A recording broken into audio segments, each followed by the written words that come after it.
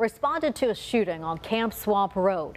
33-year-old Scott Spivey was killed after a chase along Highway 9 and a shootout with North Myrtle Beach business owner Weldon Boyd. In a series of 911 calls, Boyd told dispatchers that Spivey fired the first shot. After no charges were filed, the case sparked several lawsuits, an internal investigation, and calls for a second look. Well, today a judge lifted a motion that had put the Stand Your Ground trial on hold. Lawyers representing both parties in the deadly 2023 road rage shooting went back and forth about what would and wouldn't be admissible in court. Weldon Boyd and Kenneth Williams' attorney says the men were defending themselves when Scott Spivey drunkenly followed them for miles, pulled out a gun and shot both Williams.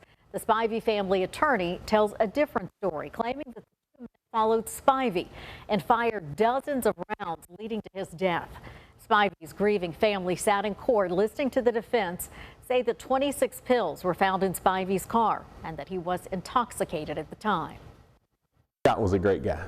A lot of the things that they allege that Scott did that day, that's just not in his character at all. Was he perfect? I'm not either. We've all made mistakes.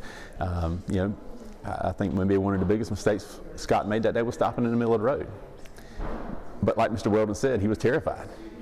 He knew he was getting chased, and I don't think he wanted that fight to go to his parents' house. Now, during the hearing, the judge granted a protective order over some discovery and granted the release of Spivey's hair sample that the defense says could determine if drugs were in his system at the time. Both attorneys agreed to subpoena the 3 911 callers to speak as witnesses during the trial. The next court date is not yet set, but we're told there will likely be another hearing before the trial. This is a story that we have been following from day one.